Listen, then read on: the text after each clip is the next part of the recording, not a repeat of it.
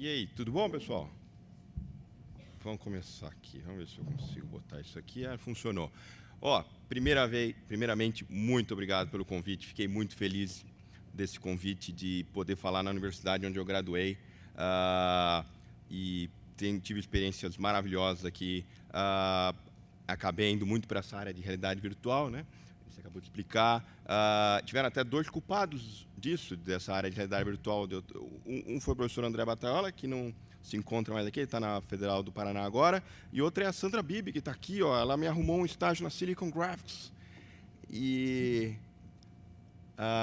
acabei trabalhando muito nessa área. Na verdade, eu nem vou falar muito de realidade virtual, espero que vocês não fiquem muito frustrados.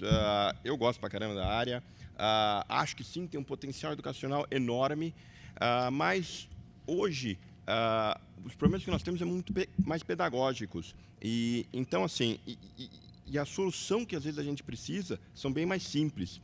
E eu vou tentar falar um pouquinho da experiência que eu tive recentemente construindo um currículo do zero numa nova escola de engenharia, que é o INSPER. Então, só para contextualizar um pouquinho, sem muita propaganda, mas vamos lá. O INSPER fica lá em São Paulo, relativamente novo, uma instituição privada, sem fins lucrativos, começou aí em 99. Em 2015, vamos começar a engenharia. Então, saí lá de onde eu estava trabalhando, fui para o INSPER, começar a discutir, e a ideia era fazer realmente um currículo revolucionário, um currículo novo, diferente, tentar usar as melhores metodologias. Óbvio, tem milhares de problemas em fazer isso, mas essa era a proposta, a gente teve uma grande liberdade para isso. E a ideia era fazer 3 cursos de graduação: computação, mecânica e mecatrônica, tá? Turmas pequenas, obviamente essas metodologias que eu vou começar aqui a falar, elas funcionam bem em turmas pequenas, né? Turmas muito grandes é um pouco difícil. Mas um dos pontos que eu queria começar é uma escola de engenharia. Então, eu vou estar um pouco contextualizado em engenharia, me perdoem aqueles que talvez não estejam familiarizados. Mas qual que é o grande problema hoje da formação dos engenheiros em geral? A gente está muito concentrado... Parece o mouse? Parece. Isso, perfeito. Nessa área aqui, as escolas de engenharia, em geral, estão muito concentradas nisso, né? Conhecimento técnico, colocar muito conhecimento para o aluno ensinar, um monte de conteúdo para ele. E muitas vezes o problema, ele vem com aquela especificação já meio pronta, pensa no design, faz um protótipo e está faltando coisa aí, né? Qual que é o primeiro ponto? E para todas as áreas, não só para engenharia, a gente lida com pessoas, com seres humanos. Então, a primeira coisa é, na formação das pessoas, a gente queria que nossos alunos entendessem que eles vão fazer coisas de pessoas, eles vão entender os problemas das pessoas, vão criar discussões, aí tem vários pontos que eu vou trazer, design thinking, e várias ferramentas, especificar o produto, ele vai ter o problema, né? Ninguém na vida real recebe um problema redondinho, não. Lidar com toda essa situação e, no final, fazer toda a parte de entregar esse estudo que você fez, né? Essa parte mais de empreendedora.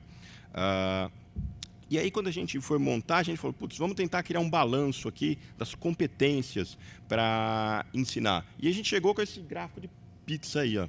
Tá meio, acho que dá para ler, né? A fonte está meio ruim, mas dá para ler. E aí, se vocês olharem essa parte azul, é o conhecimento técnico, e você vê que é 45%. A nossa meta era de ter 45% do currículo com competências técnicas e, na verdade, por quê? Porque você não consegue enfiar tudo, você tem 100%, o seu universo é 100%, não existe mais que isso, né? Então, o que eu teria que pôr? Aprender, né?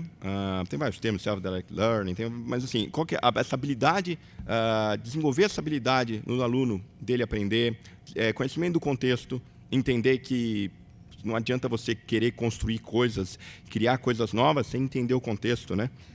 As melhores soluções nem sempre são as que vingam. Por quê? Porque tem um contexto todo, político, econômico, social, whatever, que influencia na sua decisão.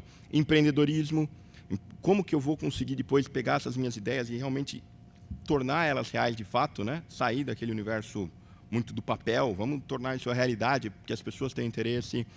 Relacionamento interpessoal, essa daqui você vê que é até um pouquinho maior. Por quê? Oxa, não consigo chegar aqui. Por quê? Porque é uma das coisas que a gente procura bastante no desenvolvimento dos nossos alunos. A gente quer que eles tenham boas atividades.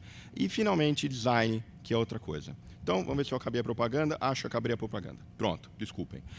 Mas só para contextualizar um pouquinho, vai. E eu vou tentar trazer agora, então, um pouco do que aconteceu. Primeira coisa, para montar o currículo, eu acho que, assim, imagino que aqui todo mundo trabalha com educação, então, desculpa se eu estou chovendo no molhado, mas vou trazer aqui um ponto. Quando a gente começa a montar o currículo, bem, primeiro que grande parte, acho que eu não me lembro exatamente quem comentou aqui, é muito conteudista, né? Você tem os conteúdos, você olha, ementa conteúdo X, Y, Z e tal. Isso talvez seja aqui, né? A gente vai falar, ao final dessa disciplina o aluno saberá. Ele saberá resolver a equação de não sei o quê, saberá aplicar tal fórmula. Quando, na verdade, será que o que a gente não quer é, ao final dessa disciplina, o aluno será capaz de, que ele tenha essa competência de fazer alguma coisa? Então, a gente fica com esse dilema aí. E normalmente a gente tem mais ou menos esse formato, tá? Óbvio, assim, eu sei que vai ter críticas aqui, não é sempre assim, mas o que interessa nesse projeto, o que interessa é o aluno saber fazer algo, ser capaz de algo, mais do que simplesmente conhecer. Ele tem que saber utilizar aquilo para alguma coisa. Tudo bem? Então, vamos lá. E aí, tem aqui tem competência, é uma discussão infinita, né? Porque cada pessoa que eu falo sobre competência tem uma visão diferente. Eu vou trazer uma que eu particularmente gosto, tá? Mas não é a única, com certeza, mas é uma que eu acho que funciona. Quando a gente está desenvolvendo os nossos alunos, as competências dos nossos alunos, o que a gente tem? Conhecimento, habilidades e atitudes, tá? A divisão. As coisas às vezes se misturam e tal, mas acho que dá para separar um pouquinho, não é? Conhecimento. Conhecimento é o que normalmente a gente faz, a gente tenta colocar conhecimento para o aluno, o que já é meio errado essa discussão, porque você não consegue colocar conhecimento para as pessoas. Mas tem essas habilidades e atitudes. Então, mais do que ele conhecer, ele precisa ter habilidade. A gente espera que um profissional ele tenha certas habilidades. E eu acho que, como educadores, e imagino que todos aqui somos nessa sala, ou veremos, em algum momento seremos, é importante saber desenvolver isso também. Você espera que o professor ele tem que saber desenvolver habilidades dos alunos. E o que é mais difícil de todos, ao meu ponto de vista, que é a atitude. Atitude, aquela querer fazer, a motivação. Como é que você desenvolve isso também, né? Entregar, que é algo bem difícil.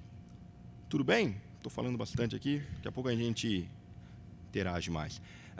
Puxei aqui um dado só por trazer para a gente tentar balizar um pouco a conversa aqui de competências desejadas pelo mercado. O que acontece? O que eu estou falando, eu imagino que não seja nenhuma grande besteira. Por quê? Porque o mercado diz isso. Ou seja, não dá para ler nada, né? Desculpem, mas não, da direita dá para ler um pouquinho. Mas qual que é a ideia? É uma pesquisa mais recente, em 2015. Quais são as habilidades, competências em geral, que são esperadas dos profissionais? E o que a indústria quer? Então, o que eles querem? Trabalhar em equipe, habilidade de tomar decisões, resolver problemas, de se comunicar. E é engraçado que, quando eu comecei a desenvolver o currículo, eu fui em várias empresas perguntar, mas o que vocês estão querendo, no caso dos engenheiros, o que está faltando, o que dá para fazer de diferente? E normalmente caía nisso, né? O mercado já deixa isso muito claro e há muito tempo. A gente precisa de profissionais com mais habilidades de comunicação, que saibam se expressar, que saibam expressar não só oralmente, mas de forma escrita, trabalhar em equipe. E é algo que as universidades não têm entregado tão bem, em geral, tá? Em geral, não têm entregado tão bem. E assim, eu coloquei alguma lista aqui de benefícios, também não vou ficar me prendendo a eles, mas assim, a educação baseada em competências tem uma série de vantagens aí, tem benefícios, tá? Do que a mais tradicional, muito conteudista, muito orientada. Quer dizer, o conteúdo sempre vai estar lá, assim, não existe, o conteúdo não some, mas a ordem das coisas muda muito, né? Ou seja, em vez de eu criar um currículo baseado no conteúdos para desenvolver as disciplinas, não, vamos tentar dispensar nas competências. As competências vão acabar levando ao conteúdo, tá? É só uma inversão de ordem. Eu vou avançar aqui. E eu gosto de trazer, isso aqui é meio também, espero que não esteja sendo muito chato, mas vamos lá. Só se aprende fazendo. Que é outro ponto. nós, como professores, né, ficamos falando, tem um grau de absorção dos alunos, mas é muito ineficiente, muito baixo, né? E a prática diz que só se aprende fazendo, né? Não é de hoje que existe esse ditado aí, tá? Porém, é o ponto, né? O que a gente faz são aulas muito expositivas. Em geral, as aulas são expositivas, né? Embora, assim, se vê cada vez mais uma tendência em mudar isso. Tá. Tô falando muito rápido? Tô? Tá. Vou tentar, porque aqui tem um chefe, ele cronometra aqui, mas vou tentar ir mais devagar um pouquinho. Aprendizagem ativa. Também imagino que todos já ouviram falar aqui em aprendizagem ativa, ou seja, o aluno tem que... Não adianta fazer o que eu estou fazendo aqui, né? Eu estou falando e vocês ouvindo. Isso já sabe que não é muito eficiente. Funciona com todo mundo aqui, mas a gente sabe que não é muito eficiente. E aí muda para esse modelo mais centrado no aluno. O aluno tem que estar trabalhando. Eu adoro essa frase também, né? O aluno é o protagonista do seu aprendizado. Não adianta eu, como professor, tentar ficar jogando informação no aluno, que isso não é muito eficiente. O aluno tem que entender que ele tem que construir o conhecimento dele. Tá? E aí puxa para outra, né? Professores não são simples provedores de conhecimento, né? Daqui a pouco a gente tem... Não adianta, o professor ele tem um outro papel hoje, né? Não faz sentido eu só ficar jogando conhecimento. Coisas que foram aplicadas, acho que aqui começa a ficar mais interessante. Bem, a sala de aula invertida, muitos de vocês já ouviram falar nisso. O aluno estuda em casa, você manda um materialzinho para ele ler, para ele assistir, o videozinho, o que seja, e ele vem para a aula. Os primeiros testes disso já mostraram alguns probleminhas. Porque, de fato, para a sala de aula invertida funcionar plenamente, aparentemente você tem que tornar o trabalho dele também ativo na casa.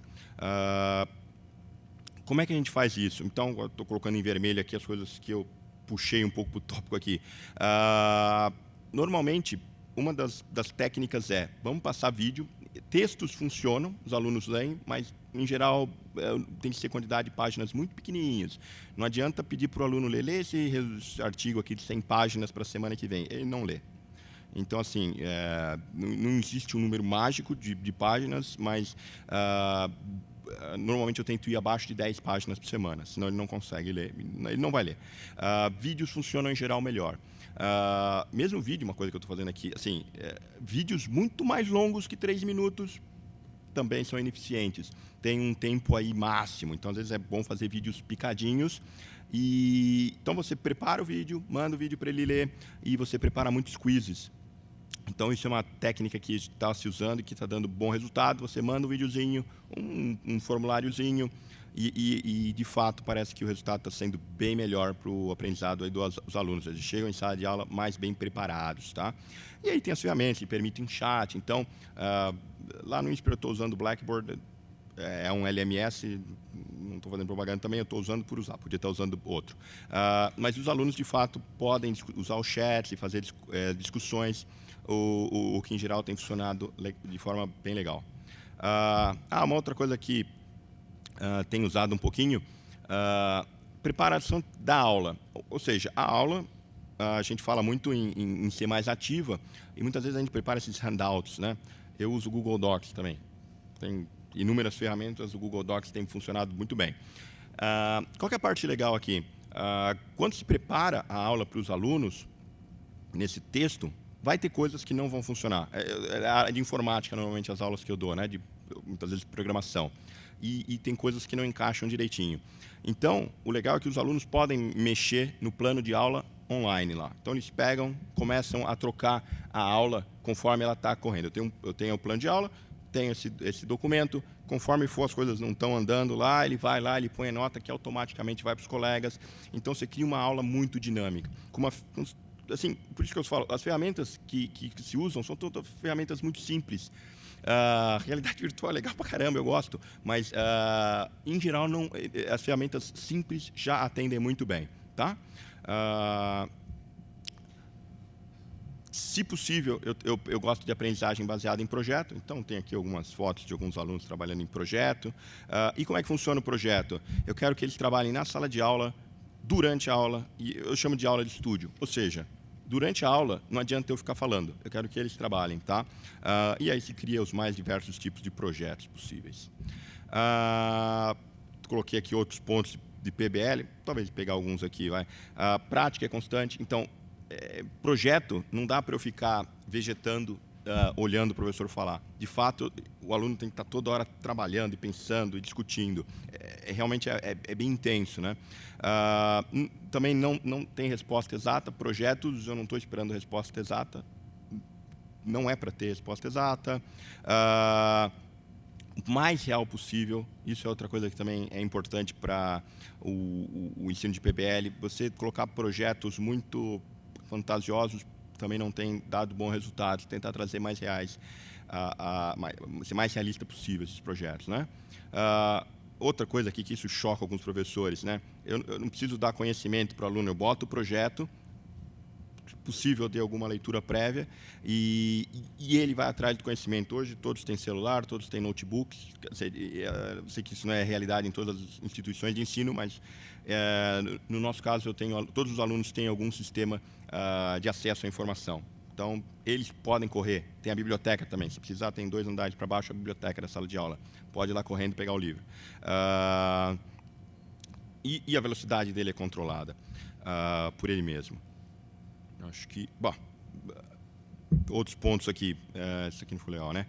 Projetos normalmente são interdisciplinares, colaboração, ou seja, projetos sempre em grupo. Nada de projeto individual. Às vezes, sim, mas, se possível, não. Curiosidade, reforçam o estudo autodirigido, né? Porque a vida real ele vai ter que correr atrás da informação. Projetos são motivadores. Eu sou fã pra caramba de projetos. Se dependesse de mim, todas as minhas disciplinas seriam de projeto, mas não é viável, tá? Não é viável. Trouxe algumas ferramentas que eu uso, não sei se isso é interessante para todos, para computação. Então, os projetos são desenvolvidos usando algumas técnicas. Então, eu uso, por exemplo, o Git para controle de versão. Então, todos os documentos, todos os textos, os programas, os códigos vão para o repositório Git. O Trello, né, eu tento sempre usar essas técnicas de metodologias ágeis. Então, o Trello é uma ferramenta que eles usam também para desenvolver os projetos. Então, eles botam lá as tarefas deles, as histórias. Tem coisas que eu nunca imaginei que eles iam gostar, como CodeShare, que é um sistema de colaboração online de código, conforme um programa, o outro vê o outro programando do lado. Isso é bom para Dojo. E curso online também. E muitas vezes eu falo, cara, eu posso ensinar você, mas já tem um curso na internet muito melhor, com um cara muito mais famoso do que eu, que provavelmente tem uma didática muito melhor que a minha. Vai lá, usa na internet, vai ver esse daqui. E é uma coisa que funciona muito bem também. Aqui tem algumas outras técnicas que têm funcionado. Tinha uma que eu queria trazer aqui, que é esse aprendizado em pares. Aprendizado em pares, vocês, eu acredito, ficou muito famoso por causa do Eric Mazur, de você colocar os alunos para discutirem problemas. Que tem uma explicação muito simples. Para o professor, normalmente tudo é óbvio.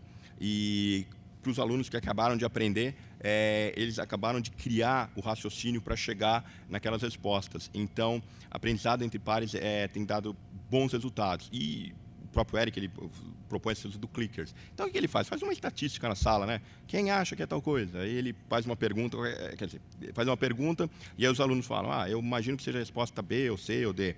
E usando essa estatística, ele consegue ver quanto a sala está sabendo ou não daquele determinado assunto. Bota para trabalhar em pares e depois vai refinando essa pergunta e sempre com as estatísticas. Uma coisa que eu uso, na verdade eu não usei, mas outros colegas usam, chamada Plickers. Esse talvez seja novidade para vocês.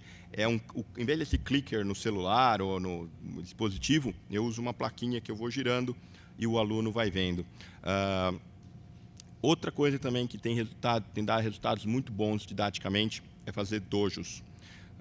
Dojo é o seguinte, para quem não conhece, eu boto a sala ou subgrupo da sala, só tenho 5 minutos, subgrupo da sala para trabalhar num determinado problema. E aí o que acontece? Normalmente tem um que fica lá desenvolvendo aquele problema e o resto da sala ajudando. Essa pessoa vai rotacionando de cada 3 minutos, 2 minutos, aí você define a dinâmica. E esse exercício faz com que todos os alunos tenham participação. Então, para certas dinâmicas, os alunos, na verdade, gostam muito de fazer dojo. Um aluno trabalhando, troca, o outro vai, mas todos sempre ajudando. Eu vou dar uma pulada aqui. Isso era uma analogia que eu ia fazer com métodos ágeis. Métodos ágeis é a forma de programar que tinha o tradicional waterfall, você fazia todo o planejamento e entregava. Assim, para desenvolvimento de programas de computador, a gente já sabe que não funciona. E eu acredito que para a educação é a mesma coisa. Você planeja uma aula e a aula vai tomando rumos, muitas vezes inesperados, principalmente se você começar a fazer muito projeto. E assim, cada aula é uma interação nova. Cada aula você tem que repensar. Aí teria uma pergunta aqui, mas eu estou vendo que eu estou sem tempo. Eu calculei mal o tempo hoje, me perdoem. Será que os professores estão preparados? E qual o papel deles na formação de ensino?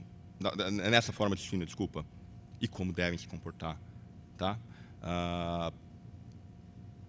Tem algumas respostas aqui, mas depois a gente pode fazer umas perguntas. O professor, em especial, eu imagino que ele deva ser um designer da experiência de aprendizado. Tem um outro cara que eu gosto muito, que é o Lee Schumann, ele de Harvard, e ele fala que os professores muitas vezes entendem que eles são contratados para falar, quando na verdade o professor ele tem que escutar bem o aluno e saber orientar ele. Falar não é o emprego do professor, embora tenha muita discussão, tá? Novamente, os alunos que têm que construir seu conhecimento, não existe, você não consegue enfiar conhecimento na cabeça do aluno, você tem que criar situações para ele aprender. Tá?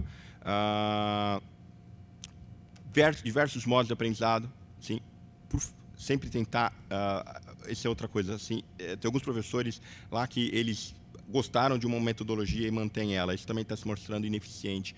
Mudar as técnicas para os nossos alunos é o melhor resultado, cada vez técnicas diferentes.